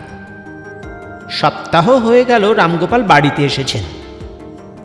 পাড়ায় গুঞ্জন, এবার রামগোপাল তার স্ত্রীর জন্য কিছু সোনার অলংকার আনিয়েছেন এবং যে পরিমাণ অর্থ আগে আগে আনতেন এবার তার অপেক্ষা অনেক বেশি অর্থ এনেছেন। রামগোপাল বাড়িতে আসার 2-3 দিন পরেই তার ঘরে শীত হলো। রাতে যখন রামগোপাল তার ঘরে ঘুমোচ্ছিলেন সেই সময় শীত কাটার শব্দে তার ঘুম ভেঙে যায়। তিনি বেশ বুঝতে পারলেন যে চোর তার ঘরের পিছন দিকে অর্থাৎ আগে উল্লেখিত বাগানের উত্তর অংশে বসে তার ঘরে শীত কাটছে। বুঝতে পেরেও রামগোপাল কোনো রকম গোলযোগ করলেন না, চুপ করে শুয়ে থাকলেন। রামগোপাল বাল্যকাল থেকেই দেশ বিদেশে কাজকর্ম করে আসছেন, সুতরাং অনেক কিছু দেখেছেন, অনেক কিছু শুনেছেন এবং অনেক লোকের সঙ্গে সংসার ক্ষেত্রে বিচরণ করেছেন। এই সব কারণেই হোক বা তার স্বভাব গুণেই হোক তিনি কিন্তু সাহসী পুরুষ। রামগোপাল শুয়ে শুয়ে মনে মনে নানা কিছু ভাবতে লাগলেন। মনে করলেন চোর শীত কেটে যেমন তার ঘরের ভিতর প্রবেশ করবে অমনি তিনি তাকে ধরে উত্তম শিক্ষা দেবেন। এদিকে কিছুক্ষণ পরে শীত কাটা শেষ হলে চোর আস্তে আস্তে অতি সাবধানে সেই শীতের ভিতর আগে যেমন পা দুটি প্রবেশ করিয়ে দিল অমনি রামগোপাল তার বিছানা থেকে এক লাফে সেখানে গিয়ে চোরের সেই পা দুটি সবলে চেপে ধরলেন ও চোর চোর বলে চিৎকার করতে আরম্ভ করলেন। চোরের দেহ ঘরের বাইরে, পা দুটি ঘরের ভিতরে, সুতরাং বেকায়দায় পড়ে সে ধরা পড়ল। রামগোপালের চিৎকারে তার স্ত্রী উঠল, পাড়ার লোকজন জমে গেল, সুতরাং অনায়াসেই চোর ধরা পড়ল। তাকে ভালো রকমে বেঁধে রামগোপাল পাহারাওয়ালাকে ডাকলেন ও সেই পাহারাওয়ালার জিম্মায় তাকে থানায় পাঠিয়ে দিলেন। থানায় গিয়ে চোর যে প্রকার উত্তর দিল তাতে প্রথমে অনেকেই তার কথা বিশ্বাস করলেন। সেই বিষয়ে সত্যাসত্য অনুসন্ধান করবার জন্য আমি নিযুক্ত হলাম। এই কারণেই আমি সেখানে গিয়েছিলাম আর তাই সেখানকার সব অবস্থা অবগত ছিলাম। চোর বলেছিল, আগে রামগোপালবাবু প্রায় বাড়িতে থাকেন না, তার যুবতী স্ত্রী বাড়িতে থাকেন। প্রায় 5 বছর আগে কোনো এক কাজে একদিন আমি সেখানে গেছিলাম। সেই দিন আমি তার স্ত্রীকে প্রথম দেখি ও সেই দিন থেকেই তার স্ত্রীর দোষী হোক বা আমার দোষী হোক আমি তার সঙ্গে অবৈধ ভালোবাসায় জড়িয়ে পড়ি। সেই দিন থেকে প্রায় প্রত্যেক রাতে আমি তার ঘরে যাই। রামগোপালবাবু বাড়িতে এসেছেন না জেনেই আমি অন্য দিন যেমন যেতাম সেই দিনও সেইভাবে একেবারে তার ঘরের ভেতরে ঢুকেছিলাম। সুতরাং গিয়েই একেবারে সামনে রামগোপালবাবুকে দেখতে পাই। তিনি আমার উদ্দেশ্য বুঝতে পারলেন, তার স্ত্রীকে কিচ্ছু না বলে আমাকে ধরে খুব মারলেন। সেখানে আমাকে বেঁধে রেখে তিনি নিজে তার ঘরের পেছনে একটা শীত কাটলেন এবং আমি শীত কেটেছি এমন একটা গোলমাল বাঁধালে পাড়ার কতগুলো লোক সেখানে এসে পড়ল। পরে তিনি আমাকে বাঁধা অবস্থাতেই থানায় পাঠিয়ে দিলেন। এমন পরিষ্কার জ্যোৎস্না রাতে কোনো চোর শীত কাটে এ কথা কেউ কখনো শুনেছে কি? খোঁজ নিয়ে জানতে পারলাম রামগোপাল যা যা বলেছে তার সবটাই সত্যি, বিন্দুমাত্র মিথ্যা ছিল না। আর চোর প্রাণের দায়ে যেসব কথা বলেছিল তার সমস্তই মিথ্যা, বিন্দুমাত্র সত্য নয়। এই মোকদ্দমা যখন সঠিক বলে সাব্যস্ত হলো তখন সেই চোরকে বিচারের জন্য ম্যাজিস্ট্রেট সাহেবের কাছে পাঠানো হলো। এই মোকদ্দমার প্রধান সাক্ষী সেই রামগোপাল বিশ্বাস। রামগোপাল হঠাৎ অসুস্থ হওয়ায় মোকদ্দমার শেষ নিষ্পত্তি হলো না। রামগোপালের সাক্ষ্য নেওয়া নিতান্ত আবশ্যক বিবেচনা হওয়াতে সেই মোকদ্দমা 15 দিনের জন্য মুলতবি রইল। আজ চোরের মোকদ্দমার দিন। রামগোপাল এসে আজ ম্যাজিস্ট্রেট সাহেবের কোর্টে উপস্থিত হয়েছেন এবং সেই পাড়ার অনেক লোক সেই চোরের কি হয় দেখতে এসেছেন। সময় মতো ম্যাজিস্ট্রেট সাহেব এই মোকদ্দমার বিচার আরম্ভ করলেন। রামগোপাল ও সেই পাড়ার অনেক লোকের সাক্ষ্য গৃহীত হল। শেষে দেখলাম যে মহেন্দ্রনাথ দাস নামের এক ব্যক্তি সাক্ষী মঞ্চে এসে দাঁড়ালেন। অনুসন্ধানের সময় আমি একে দেখিনি, এবং কোন বিষয়ে যে ইনি সাক্ষ্য দেবেন তাও আমি জানি না। মহেন্দ্রনাথ কি সাক্ষ্য দেন তা জানবার জন্য আমি একটু ব্যস্ত হলাম। মনোযোগের সঙ্গে তার কথাগুলি শুনতে লাগলাম। মহেন্দ্রনাথের জবানবন্দি এই রকম গৃহীত হল। তোমার নাম? আগে আমার নাম শ্রী মহেন্দ্রনাথ দাস। থাকো কোথায়? কি কাজ করো? ওই রামগোপাল বিশ্বাসের বাড়ির কাছেই আমার বাড়ি। বড় ব্রাদারের বাড়িতে আমি কেরানির কাজ করি। আচ্ছা, যেদিন এই ধরা পড়ে সেদিনের ঘটনা তোমার মনে আছে? হ্যাঁ মশাই, ভালো মতো মনে আছে। এই ঘটনা ঘটেছিল তা তুমি বিস্তারিত বলো। আজ প্রায় 15 কি 16 দিন হলো। একদিন রাতে কোনো এক সমস্যার কথা নিয়ে আমার স্ত্রীর সঙ্গে আমার ঝগড়া হয়। আমার স্ত্রী খুবই অভিমানী। সে আমার কথা শুনে ক্রোধে একেবারেই অস্থির হয়ে পড়ে। ও আত্মহত্যা করবে বলে আমার ঘর থেকে বেরিয়ে যায়। সে সময় আমারও মনে খুব রাগ হয়েছিল, তাই আমিও কোনোভাবে তাকে বাধা দিইনি, বা সে যে কোথায় গেল তারও কোনো সন্ধান করিনি। মনে করেছিলাম আমার ঘর থেকে বেরিয়ে সে নিশ্চয়ই আরও কারো ঘরে গিয়ে হয়তো শুয়ে থাকবে। স্ত্রী বেরিয়ে যাওয়ার কিছুক্ষণ পর আমার রাগ কিছুটা শান্ত হলো।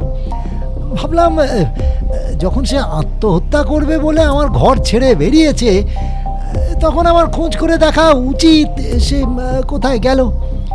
স্ত্রীলোকের ক্রোধ অতি প্রচণ্ড এবং জীবনের মায়াও অতি সামান্য।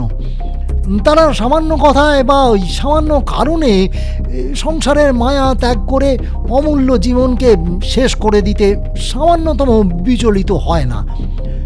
এই অবস্থায় আমার স্ত্রী কোথায় গেল তা এখনই আমার দেখা কর্তব্য, এই ভেবে তখনই আমি ঘর থেকে বেরিয়ে গেলাম। বাড়ির ভেতরে সন্ধান করলাম, কিন্তু কোথাও তাকে দেখতে পাইনি। বাড়ির ভিতর অন্য ঘরে আমার মা এবং বোন শুয়েছিল। দেখলাম সেসব ঘরও দরজা ভিতর থেকে বন্ধ। দরজার কাছে গিয়ে কিছুক্ষণ দাঁড়িয়ে থেকে ভাবলাম, স্ত্রী যদি তাদের কারো ঘরে গিয়ে ঢুকে থাকে তাহলে নিশ্চয়ই তাদের কথাবার্তা শুনতে পাবো। কিন্তু সে আশা সফল হলো না। কারো ঘর থেকেই কোনো কথাই শুনতে পেলাম না, বরং মনে হলো যে তারা সবাই ঘুমিয়ে আচ্ছন্ন। এই অবস্থায় আমার মনে ভীষণ ভয় হলো, আতঙ্কে বুক কাঁপতে লাগলো। কি করি তা স্থির করতে না পেরে কিছুক্ষণ সেখানে দাঁড়িয়ে রইলাম। একবার ভাবলাম আমার মা ও বোনকে ডাকি, তাদের সমস্ত কথা বলি, কিন্তু ঘোর লজ্জা এসে আমার সেই ইচ্ছাকে বাধা দিল।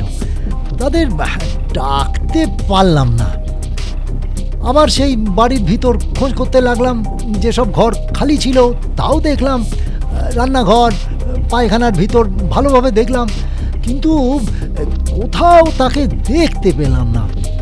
এই অবস্থায় পড়ে হঠাৎ আমার বুদ্ধিভ্রম হয়েছে বলে বোধ হলো। কোন জায়গায় তাহার সন্ধান করা উচিত, কোথায় সন্ধান করিলে ফল হবে তা ভুলে গেলাম। মনে মনে ভাবলাম হয়তো সে আমার ঘরেই আছে। আবার আমার ঘরে ঢুকলাম, বিছানার উপর দেখলাম, খাটির নিচে খুঁজলাম। ঘরের ভিতর একটা বড় বাক্স ছিল, তাও খুলে দেখলাম, কিন্তু কোথাও তাকে না পেয়ে আবার আমার ঘরের বাইরে আসলাম। যেসব জায়গায় আগে খোঁজ করেছিলাম অনেকবার করে আবার সেই জায়গায় তাকে খুঁজতে লাগলাম, কিন্তু কোথাও তাকে দেখতে না পেয়ে চিন্তিত মনে এক জায়গায় বসে পড়লাম। আমি যে ইচ্ছা করে সেখানে বসলাম তা নয়, মনে হলো কে যেন আমাকে জোর করে সেখানে বসিয়ে দিল। সেখানে বসে বসে আমি নানা রকম ভাবতে লাগলাম, নানা রকম অমঙ্গল ঘটনার আশঙ্কা করতে লাগলাম। সেই সময় হঠাৎ ওই খিড়কির দরজার উপর আমার দৃষ্টি পড়ল। তখন পরিষ্কার জ্যোৎস্নার আলোয় দেখতে পেলাম যে আমাদের বাড়ির খিড়কির দরজা খোলা। দেখে আমার মনে আশার আলো ফুটে উঠল। ভাবলাম আমার স্ত্রী দরজা খুলে বাড়ির বাইরে বসে আছে। অমনি সেখানে থেকে উঠে খিড়কির দরজার কাছে গেলাম। আশায় বুক বেঁধে হাঁপাতে হাঁপাতে বাড়ি থেকে বের হলাম, কিন্তু সেখানেও দেখতে পেলাম না।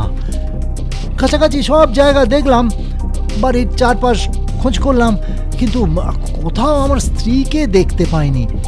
যে আশা মনে ফুটে উঠেছিল সে আশা মন থেকে দূরে পালিয়ে গেল। কোনো উপায় না পেয়ে পাগলের মতো এক জায়গায় বসে পড়লাম। বসে বসে কত কিছু অমঙ্গল চিন্তা করতে লাগলাম। সেই খিড়কির দরজায় আমি যে কতক্ষণ বসে রইলাম তা বলতে পারি না। সেই সময় স্পষ্ট জ্যোৎস্না আলোয় কাছাকাছি সব জায়গা ভালোভাবে দেখা যাচ্ছিল। কাছাকাছি বাগানের ভেতর একটা আম গাছের তলায় বোধ হলো কে যেন স্থিরভাবে বসে আছে। আমি সাহসে বুক বেঁধে উঠলাম। ধীরে ধীরে সেখানে গিয়ে যা দেখলাম তাতে আমার মনের সমস্ত আবেগ শান্ত হলো। পাগলের মতো এতক্ষণ যার খোঁজ করছিলাম, দেখলাম সে এই আম গাছের তলায় আমার সেই অঙ্কলক্ষ্মী, যে ক্রোধের বশে সে আমার ঘর ছেড়ে বেরিয়ে এসেছিল, এখন আর সেই ক্রোধের চিহ্ন মাত্র নেই। বরং তাকে আরও বেশি ভীতা বলে মনে হলো। কথা বলতে সে আমাকে ইঙ্গিতে নিষেধ করে উঠে পড়ল, আমার কানে কানে কয়েকটা কথা বলল। পরে সেই বাগান থেকে বেরিয়ে আমার বাড়ির ভেতর ঢুকলো। আমার স্ত্রীর কথায় আমি ভীষণ বিস্মিত হলাম। সেই বাগানের অন্যদিকে একবার চাইলাম, কিন্তু কিছুই দেখতে পেলাম না। শেষে রামগোপালের ঘরের পিছন দিকে চোখ পড়তেই দেখলাম সর্বনাশ। ভাবলাম আমার স্ত্রী যা বলেছিল তা দেখছি, ঠিক দেখলাম এই চোর রামগোপালের ঘরের পিছনে বসে সিঁধ কাটছে। দেখতে দেখতে সিঁধ কাটা শেষ হয়ে গেল। চোর ঘরের ভিতর যেই তার পা দুটি প্রথমে ঢোকালো, অমনি রামগোপাল তাকে ধরে ফেলল। পাড়ার অনেকে একত্র হয়ে তাকে বেঁধে ফেলল। আমিও সেখান থেকে আমার বাড়ির ভেতর গিয়ে দরজা বন্ধ করে দিলাম। যাকে আমি সিঁধ কাটতে দেখেছিলাম এই সেই লোক, এটা আমি শপথ করে বলতে পারি। মহেন্দ্রনাথের এই কথা শুনে ম্যাজিস্ট্রেট সাহেব তার কথা বিশ্বাস করলেন। চোরকে দোষী সাব্যস্ত করেও সেদিন তার দণ্ডাদেশ দিলেন না। পরের 7 দিনের জন্য তার বিচার স্থগিত থাকল। এর আগে ওই ব্যক্তি আরও 2-3 বার শাস্তি পেয়ে জেলে গিয়েছিল। সেসব পুরনো শাস্তির তারিখ সংগ্রহ করবার জন্যেই আবার মোকদ্দমার দিন পড়ল। মহেন্দ্রনাথ তার স্ত্রীর কাছ থেকে জেনেছিল যে চোর রামগোপালের গৃহে সিঁধ দিচ্ছে। একথা সহজেই তো বুঝতে পারলাম, কিন্তু তার স্ত্রী আরও যে কি বলেছিল তা বুঝতে পারলাম না। বাগানের অন্য প্রান্তে যে কি দেখার কারণে মহেন্দ্রনাথ তাকিয়েছিল তার বিন্দু বিসর্গও বুঝতে পারলাম না। তার স্ত্রী যে কি বলেছিল তা জানবার জন্য তখন আমার একান্ত কৌতূহল হলো। হঠাৎ তার সেই প্রচণ্ড ক্রোধ কেনই বা মিলিয়ে গিয়েছিল তাও জানবার জন্য উৎসুক হলাম। আমি মহেন্দ্রনাথের বাড়ি চিনতাম। সন্ধ্যার আগে একাকী তার বাড়িতে গেলাম। মহেন্দ্রনাথ তার বাড়িতেই ছিল। তার সঙ্গে সাক্ষাৎ হলো। মহেন্দ্রনাথ আমাকে চিনত। প্রায় 2 ঘন্টা তার বাড়িতে বসে দুজনে অনেক গল্প করলাম। শেষে বললাম, তুমি ম্যাজিস্ট্রেট সাহেবের কাছে আজ যেসব কথা বলছিলে তার 2-1 কথা জানতে আমার একান্ত কৌতূহল হচ্ছে। সেজন্য আজ আমি তোমার কাছে এসেছি।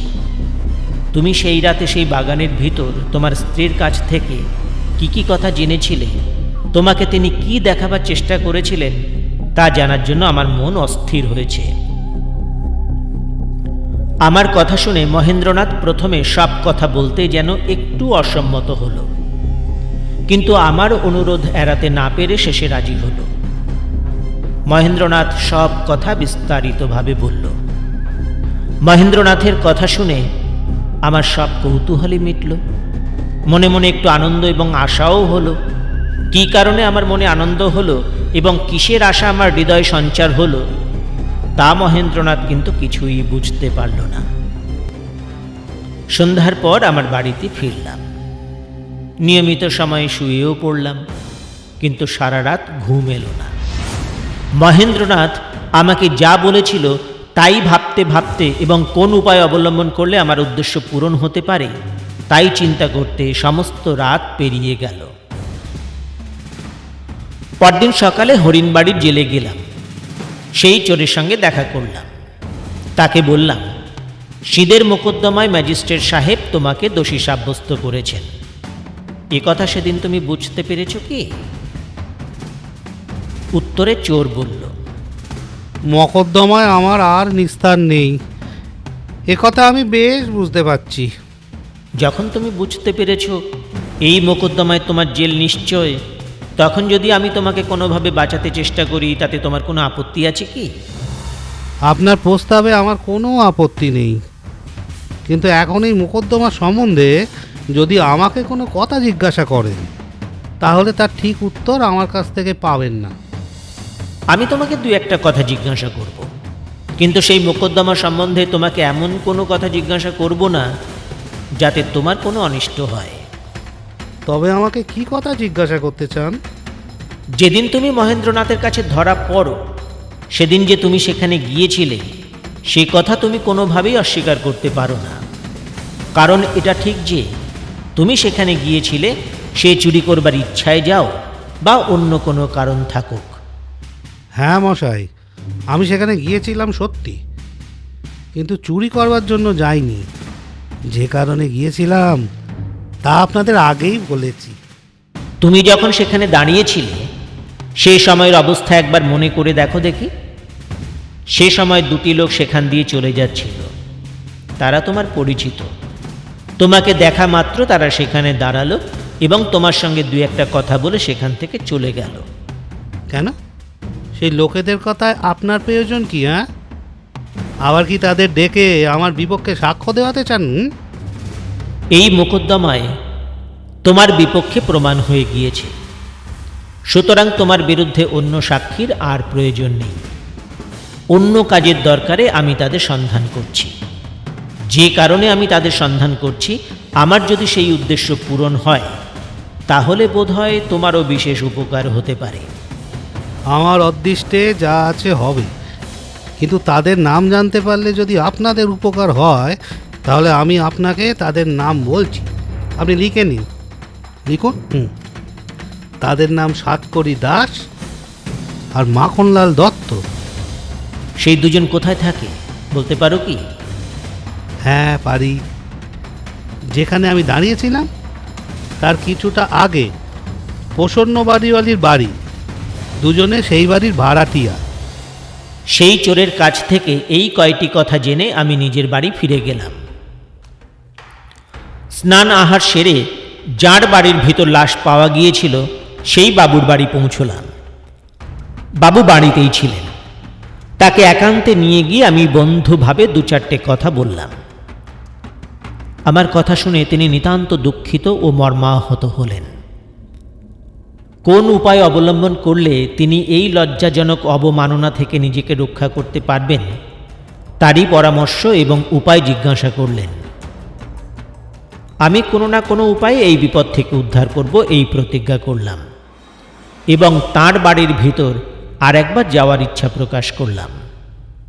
বাবু আমার প্রস্তাবে রাজি হলেন।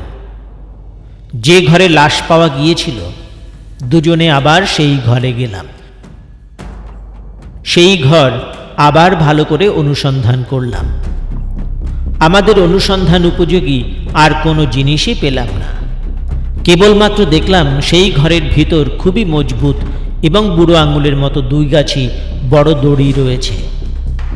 1 হাত লম্বা এবং সচরাচর যে রকমের কাঠের রুল আমরা ব্যবহার করে থাকি তার থেকে কিছু মোটা একখানা কাঠের টুকরা সেই দড়ির এক প্রান্তে বাঁধা।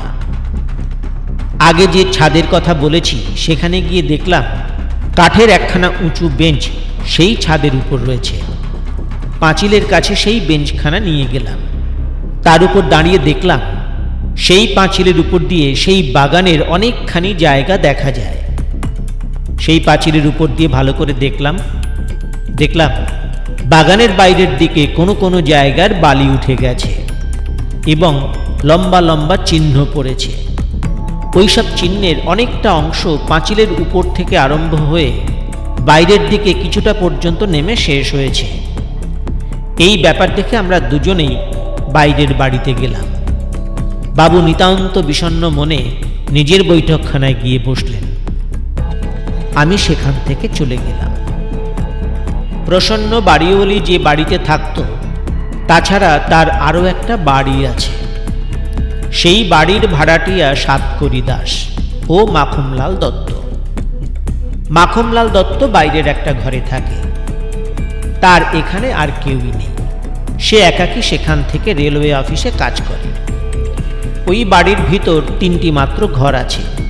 তাতে সাতকড়ি দাস এবং তার স্ত্রী বাস করে। সাতকড়িও রেলওয়ে অফিসে চাকরি করে। তারা দুজনেই সকাল 10টার সময় নিজের নিজের কর্মস্থলে যায়, কিন্তু সন্ধ্যা 6টার আগে ফেরে না। সমস্ত দিন কেবলমাত্র সাতকড়ির স্ত্রী বিরাজ বাড়িতে থাকে। সন্ধ্যা 7টার পর আমি তাদের বাড়িতে গেলাম। সে সময় দুজনেই বাড়িতে উপস্থিত ছিল। দুজনের সঙ্গেই সাক্ষাৎ হল। দুজনকেই কোনো কথা জিজ্ঞাসা করাতে তারা অস্বীকার করল।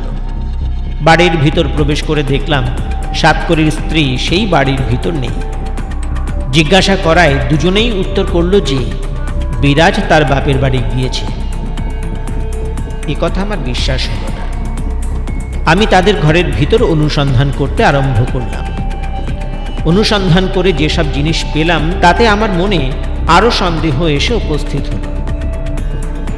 দেখলাম একটা বাক্সের ভিতর কতগুলো পুরনো এবং ব্যবহৃত অলংকার রয়েছে। খোঁজ করে জানলাম সেই অলংকার সাতকড়ির স্ত্রী বিরাজের।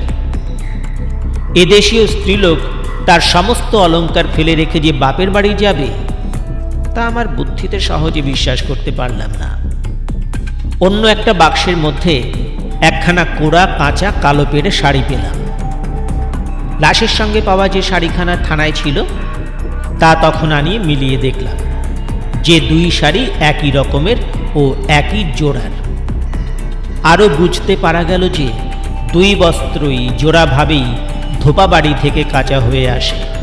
শেষে কাঁচি দিয়ে সেই জোড়া কেটে 2 খণ্ড আলাদা করা হয়। কাটবার সময় জায়গায় জায়গায় ছিলাও প্রায় কেটে যাবার উপক্রম হয়েছে। জায়গায় জায়গায় সমান কাটাও হয়েছে। 2 বস্ত্রের ছিলা দেখে বুঝতে পারলাম 2 বস্ত্র একই জোড়ার। তাদের কাছ থেকে যখন প্রকৃত উত্তর পেলাম না, তখন দুজনকেই সঙ্গে নিয়ে মহেন্দ্রনাথের বাড়িতে গেলাম। মহেন্দ্রনাথ তার স্ত্রীর কাছে যে সকল কথা শুনেছিল, তখন সেই সব কথা আবার তাকে তাদের সামনে বলতে বললাম। মহেন্দ্রনাথ আমাকে ভালো রকম জানত। আমিও যে বিষয়ের অনুসন্ধানে যুক্ত তাও এখন তাকে স্পষ্ট করে বলে দিলাম। মহেন্দ্রনাথ প্রথম থেকেই আরম্ভ করে সমস্ত কথা একে একে বলতে লাগলেন এবং শেষে বললেন, যখন আমার স্ত্রী রাগ করে বাড়ি থেকে বেরিয়ে যায়, সেই সময় সে দেখতে পায় 2 মানুষ সেখান দিয়ে যাচ্ছিল। তাদের একজনের মাথায় একটা টিনের বড় বাক্স, অন্য মানুষটি সেই বাক্সবাহকের পিছন পিছন যাচ্ছিল। তারা দুজনেই ওই বাক্স সমেত বাগানের ভেতর প্রবেশ করলো ও তারপর বাবুর বাড়ির পিছন দিকে গেল। সেখানে সেই বাক্স মাটিতে রেখে উভয়ই কিছুক্ষণের জন্য বসলো। সেই সময় দেখা গেল বাবুর ভিতর বাড়ির পাঁচিলের উপর থেকে একটা কাঠে বাঁধা 2 গাছি মোটা দড়ি ঝুলছে। তারা সেই কাঠের সঙ্গে ওই বাক্সটা ভালোভাবে বেঁধে দিয়ে একটু আড়ালে দাঁড়ালো। কিছুক্ষণের মধ্যে দড়িসহ কাঠে বাঁধা সেই বাক্সটা আস্তে আস্তে ওপরে উঠতে লাগলো। মনে হলো উপর থেকে যেন কোনো লোক সেই দড়ি ধরে সেটা আস্তে আস্তে ওপরে টেনে নিচ্ছে। দেখতে দেখতে বাক্স পাঁচিলের ওপরে উঠে গেল এবং পাঁচিলের উপর থেকে কে যেন সেটা ভিতরে নামিয়ে নিল। এই ব্যাপারটা দেখে সেই দুজন মানুষ সেখান থেকে বেরিয়ে যেদিক দিয়ে এসেছিল সেই দিকে চলে গেল। পথে একটা চোরের সঙ্গে তাদের দেখা হয়। সেই চোর তাদের চেনা বলে মনে হলো, কারণ সেই চোরের সঙ্গে তারা দু একটা কথা বলে সেখান থেকে চলে গেল। সাতকড়ি ও মাখনলাল মহেন্দ্রনাথের কাছ থেকে ওই কথা শুনলে। চোর আমাকে যা যা বলেছিল তাও তাদেরকে বললাম। আরও বললাম, সেই চোরই তোমাদের নাম ও ঠিকানা আমাকে বলে দিয়েছে বলে আমি তোমাদের ধরতে সমর্থ হয়েছি। তারা আরও দেখল যে সাতকড়ির শ্বশুর বাড়িতে একজন কর্মচারী তখনই পাঠানো হলো।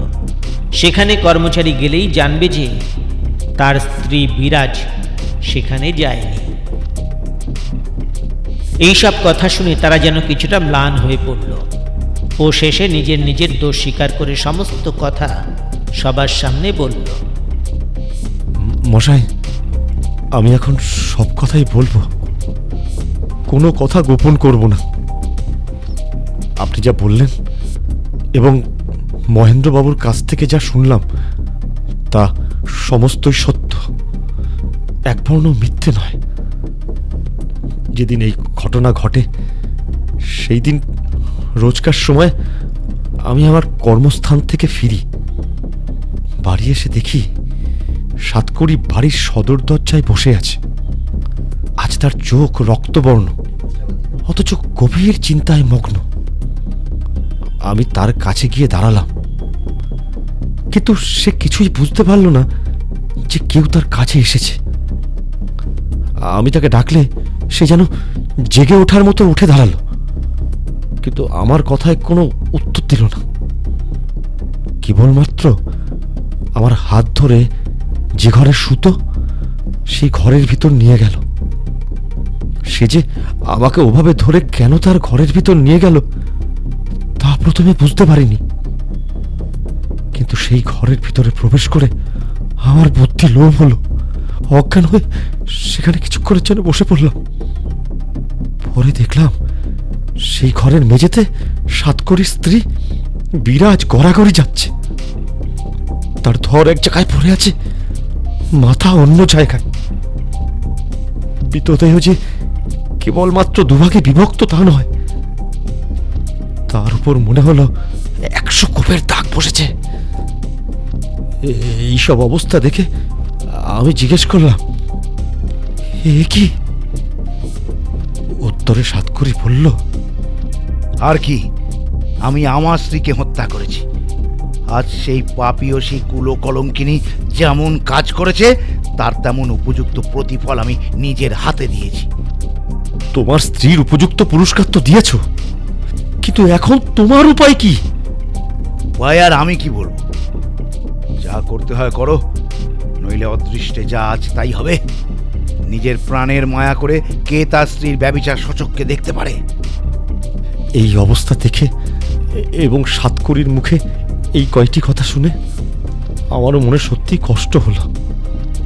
যদি তাকে কোনোভাবে বাঁচাতে পারি সেই উপায় ভাবতে চেষ্টা করলাম। একবার ভাবলাম পুলিশে সংবাদ দিই, কিন্তু পরক্ষণেই ভাবলাম পুলিশ এ বিষয়ে জানতে পারলেই সাতকড়ির ফাঁসি নিশ্চয়। এই অবস্থায় সংবাদ না দেওয়াই ভালো। যদি কোনো কৌশলে ওই লাশ সরিয়ে অন্য কারোর উপর সন্দেহ জন্মিয়ে দেওয়া যায় তাহলে সাতকড়ি বাঁচলেও বাঁচতে পারে। এই ভেবে আমি সাতকড়িকে সাহস দিয়ে বাইরে গেলাম। একটা ভালো রকমের টিনের বাক্স কিনে এনে তার ভিতর ওই মৃতদেহ ভালোভাবে ঢুকিয়ে দিলাম। তার শরীরে যেসব অলংকার ছিল তা সব খুলে নিলাম। মনে করলাম রাতে এই বাক্স নিয়ে গঙ্গার জলে ফেলে দেব, কিন্তু সে কাজ করতে মনে মনে ভয় হলো।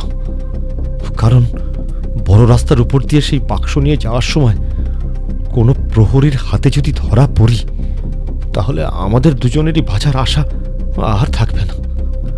বিশেষত সেই ভারী বাক্স বয়ে নিয়ে এতটা পথ যাওয়া আমাদের মধ্যে কারোরই সম্ভব নয়। এই অবস্থায় এখন আমাদের কি করা কর্তব্য তাই ভাবতে লাগলাম। সেই সময় হঠাৎ আমার মনে একটা ভাবনা এলো। তখনই বাড়ি থেকে বেরিয়ে গেলাম।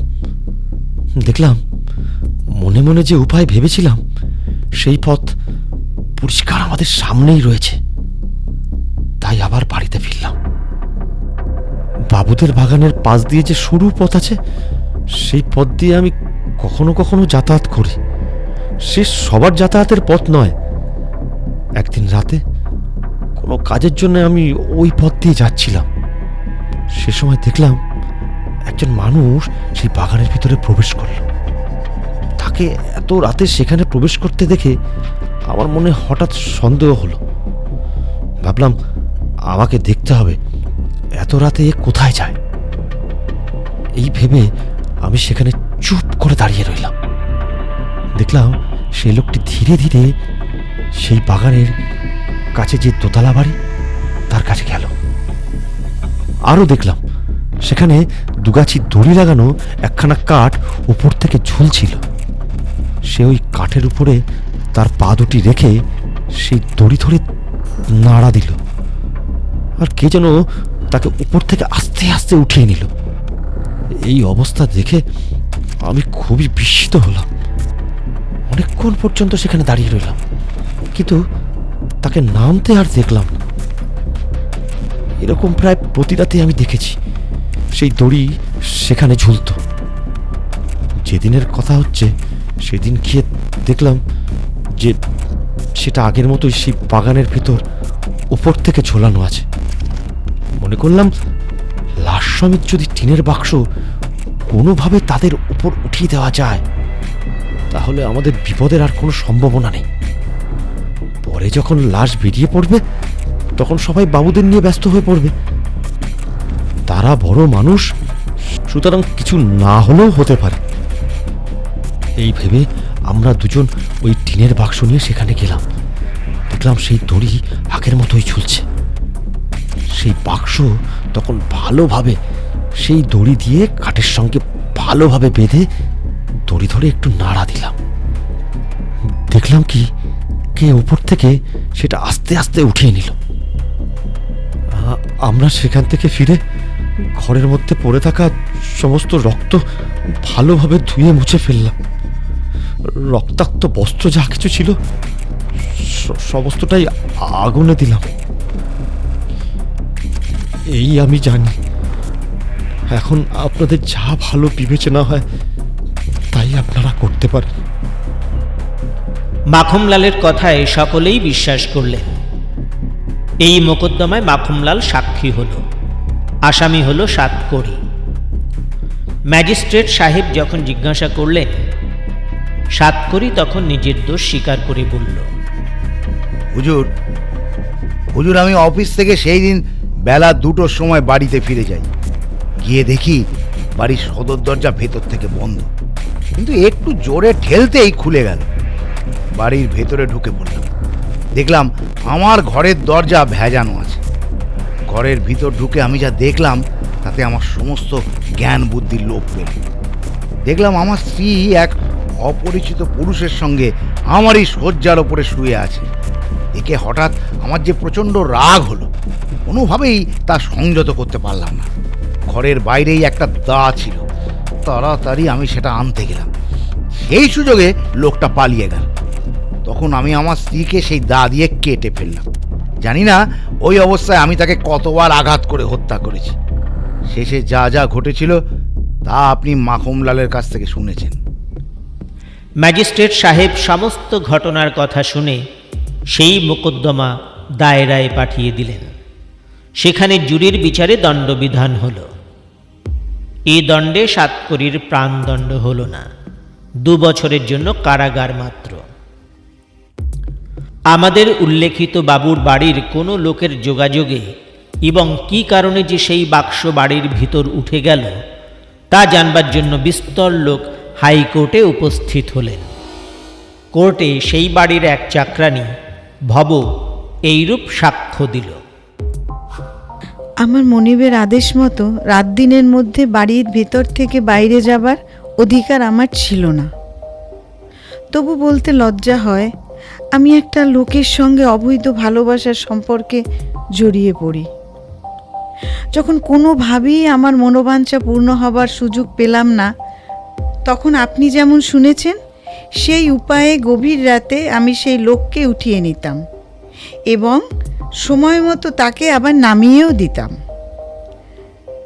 দড়িসহ কাঠ যতক্ষণ বাইরে ঝুলত, আমি ততক্ষণ সেই ছাদের উপর দড়ির কাছে বসে থাকতাম। দড়ি নড়লেই বুঝতে পারতাম যে সেই লোক এসেছে। তখন সেই দড়ি টেনে আস্তে আস্তে তাকে উঠিয়ে নিতাম। দোতলা ছাদের একখানা কড়ি কাঠ বাগানের দিকে বের করা ছিল। সেই কড়িতে একটা কড়া আটকানো ছিল। সেই কড়ায় একটি কপিকলের ভিতর ওই দড়ি গলিয়ে সহজেই টানতে পারতাম। যাই হোক, এইভাবে একদিন সেই ব্যক্তি এসেছেন বুঝে যখন আস্তে আস্তে দড়ি টেনে নিলাম, তখন দেখলাম মানুষের বদলে একটা টিনের বাস্ক উঠে এসেছে। ভাবলাম কোনো কারণে হয়তো তিনি সেই বাস্ক উপরে উঠিয়েছেন। সেই ভেবে বাস্কটা একটা ঘরের ভিতর রেখে দিলাম। মনে করলাম তিনি না আসলে সেই বাক্স খুলব না। কিন্তু তাকে আর দেখতে পাইনি, তিনি আর আসেননি। এই মোকদ্দমায় আসামি, সাক্ষী বা দর্শকদের মধ্যে তিনি নেই। তার নাম রাম, এইটুকু জানি। কিন্তু তিনি যে কোথায় থাকেন তা আমি জানি না। তিনি কখনো আমাকে তা বলেননি। সেই বাক্স ওই ঘরে 3-4 দিন থাকবার পর যেভাবে সেই মৃতদেহের কথা জানাজানি হয় তা আপনারা সবাই জানেন। ভবর কথা কেউ কেউ বিশ্বাস করল, কেউ কেউ বা মনে মনে অন্য কিছু ভাবতে লাগল। সেই সময় থেকে বাবু সেই বিধবা কন্যাকে এখানে আর কেউ দেখতে পায়নি। শেষে সকলেই শুনেছিলেন তিনি কাশীবাসিনী হয়েছেন। কিন্তু এও কাউকে কাউকে বলতে শোনা গিয়েছে যে বাবুর কন্যাকে এই লজ্জাজনক ঘটনা থেকে বাঁচাবার জন্য ভব বাবুর কন্যার করা সমস্ত কাজই নিজের বলে স্বীকার করে নিয়েছে এবং ইচ্ছা করে সেই লোকটির নাম বলেনি। এই মোকদ্দমায় হত্যাকারী কে তা বের করবার জন্য আমরা সাধ্যমতো নানা উপায় অবলম্বন করে অনুসন্ধান করেছিলাম বটে, কিন্তু ঘটনাচক্রে চুরির মোকদ্দমা না উঠলে আমরা কোনো রকমেই অনুসন্ধানের সামান্য মাত্র সূত্রও ধরতে পারতাম না। বিশেষত সেই চোর যদি সাতকড়ি ও মাখমের নাম ও ঠিকানা বলে না দিত, তাহলে আসল হত্যাকারীকে হয়তো আমরা ধরতে পারতাম না।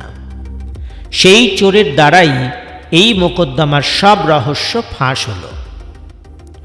ম্যাজিস্ট্রেট সাহেব দয়া করে সেই দাগি চোরের শাস্তি কমানোর জন্য গভর্নমেন্টকে অনুরোধ করলেন। গভর্নমেন্টও ম্যাজিস্ট্রেট সাহেবের কথা রক্ষা করে তার 3 মাসের কারাদণ্ড কমিয়ে দিলেন।